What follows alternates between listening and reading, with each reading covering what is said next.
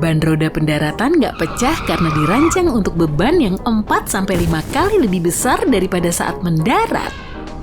Rodanya sendiri mungkin patah, tapi bannya nggak akan pecah. Tips yang dibuat berdasarkan psikologi orang ini bisa ngebantu kamu milih antrean tercepat di bandara. Kalau ada beberapa antrean di tempat check-in, pilih yang kiri ya. Dengan memilih ini, kamu akan lebih cepat sampai ke meja check-in. Kebanyakan orang dominan tangan kanan dan gak sadar milih sisi kanan. Kulit kamu biasanya agak kering waktu di pesawat. Ini karena tingkat kelembapan yang rendah di kabin bawa pelembab untuk menjaga kulit tetap terhidrasi sewaktu di pesawat. Kamu tahu pilot pesawat selalu makan hidangan yang beda sebelum terbang? Dengan begini, kalau salah satu dari mereka keracunan makanan, satu lagi masih bisa mengemudikan pesawat. Meja lipat pesawat termasuk permukaan terkotor di kabin. Jadi kamu harus sering-sering cuci tangan ya. Bersihkan juga meja itu dengan tisu basah antibakteri untuk membasmi semua bakteri di sana. Kalau kamu duduk di kursi lorong, kamu bisa punya ruang lebih lega untuk meregangkan kaki. Tekan aja tombol di sisi bawah sandaran tangan paling luar. Ini menaikkan sandaran tangan, jadi memberi ruang untuk kaki. Dan sandaran tangannya nggak akan nusuk-nusuk di samping kamu. Ini alasan lampu di kabin dimatikan.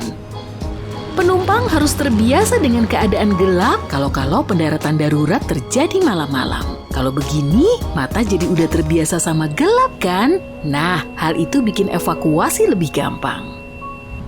Awak kabin meminta kamu membuka penutup jendela supaya mereka bisa melihat keadaan di luar. Dengan begini, mereka bisa memilih cara terbaik untuk mengevakuasi penumpang dalam keadaan darurat. Hampir semua pesawat penumpang berwarna putih karena warna ini memantulkan sinar matahari dengan baik dan mencegah pesawat memanas. Ada satu lagi nih alasannya, cat putih lebih murah. Pekerja dan teknisi juga bisa gampang melihat kerusakan di permukaan yang berwarna putih. Jangan bikin keputusan penting waktu di dalam pesawat deh. Otak kamu kekurangan oksigen pada ketinggian itu, ini berpengaruh buruk pada fungsi otak.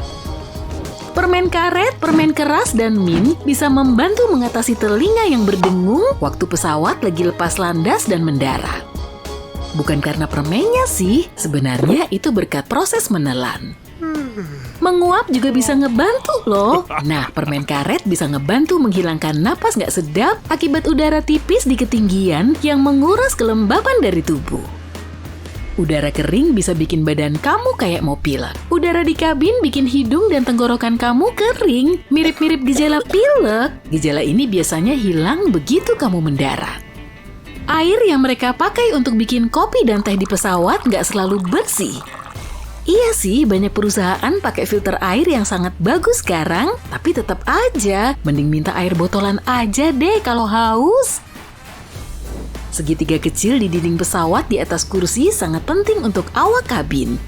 Segitiga ini nandain jendela yang harus kamu tengok untuk melihat indikator berkedip. Indikator ini menandakan penarikan roda pendaratan dan penutupan sirip sayap.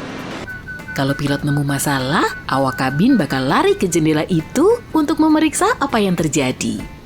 Tapi buat penumpang, ini cuma tempat terbaik untuk berfoto karena kamu bisa melihat sayapnya dengan sempurna. Pilih kursi di tengah kabin pas di atas sayap kalau kamu mabuk udara. Area ini lebih stabil dan gak begitu berguncang waktu terjadi turbulensi. Kalau kamu gugup selama penerbangan, lakukan latihan fisik gak lama sebelum naik pesawat.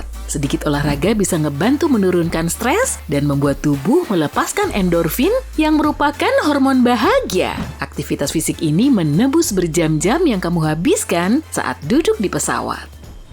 Turbin berada di bawah sayap karena opsi ini bikin merawat mesin menjadi lebih murah, cepat, dan mudah. Dulu, mesin pesawat ada di ekor, memperbaikinya butuh peralatan mahal dan waktu lebih lama. Saat mereka memasang mesin di bawah sayap, harga tiket jadi turun. Coba deh bayangin kamu lagi naik balon udara. Kamu ngelihat sistem pembakaran yang dipasang di bagian bawah karet tabung atau envelope. Karet tabung itu memanaskan udara di dalam yang akhirnya bikin balon mengapung. Nah, turbulensi sama kayak udara panas itu, tapi alami. Waktu udara memanas, pesawat naik, Waktu udara mendingin, pesawat turun. Penumpang jadi kayak lagi naik roller coaster.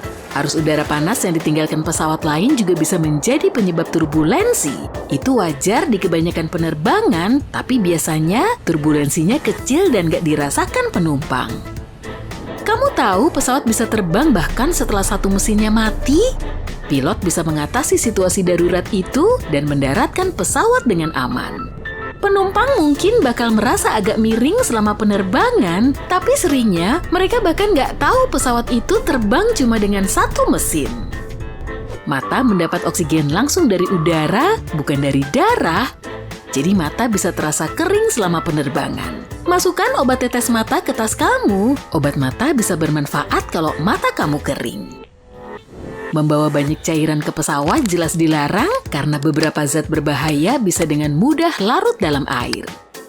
Kalau pesawat harus mendarat di air, sayapnya bisa jadi bantalan penyelamat. Tangki bahan bakar yang kosong juga ngebantu pesawat mengapung. Ngomong-ngomong, pesawat bisa mengapung selama 10 menit sampai 1 jam sebelum tenggelam.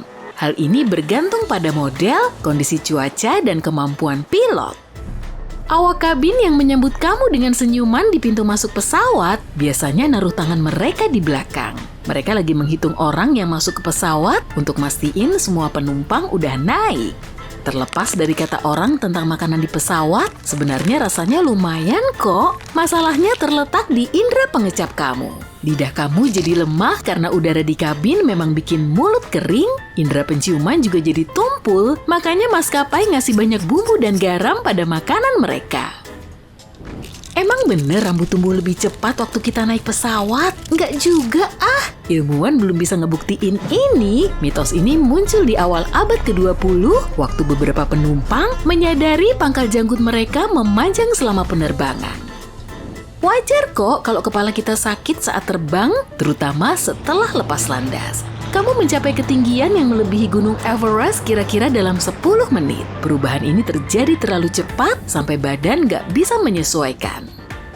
Sabuk pengaman di pesawat membentang di perut biar kamu nggak terbanting ke langit-langit saat terjadi turbulensi.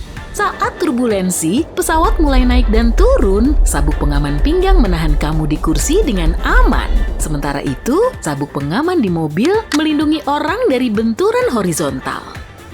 Pesawat punya perlindungan khusus dari petir, meskipun pesawat disambar petir, penumpang nggak akan ngerasain itu. Pesawat dilapisi aluminium yang menghantarkan arus listrik, tapi mencegahnya masuk ke pesawat. Elektronik dan tangki bahan bakar juga punya perlindungan ekstra.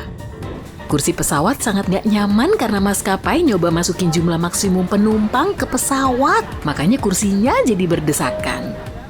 2 baris tambahan berarti 12 penumpang lagi. Maskapai juga bikin kursi penumpang lebih ringan untuk menghemat biaya bahan bakar. Beban tambahan yang kelihatannya nggak seberapa ini bisa merogoh puluhan juta rupiah. Ngomong-ngomong, kursi pesawat punya lapisan tahan api. Lapisan ini diperlukan untuk mencegah api menyebar jika terjadi kecelakaan. Petugas bandara menyerahkan tas yang nggak diambil ke pusat khusus. Kalau pemiliknya nggak datang dalam 3 bulan, tas itu akan dijual di toko khusus. Dulu kamu nggak bisa nyalain ponsel di pesawat karena ponsel berbahaya banget untuk navigasi kan? Sinyal radio ponsel bisa mengganggu pengaturan di kelistrikan pesawat. Masker oksigen jatuh bukan cuma saat ada turbulensi kencang, tapi juga saat tekanan udara di dalam kabin berubah drastis. Penumpang baik-baik aja kalau memakai masker oksigen, tapi kejadian-kejadian itu dianggap situasi darurat. Dan pilot berusaha untuk cepat-cepat turun ke ketinggian aman supaya penumpang bisa bernapas tanpa masker oksigen.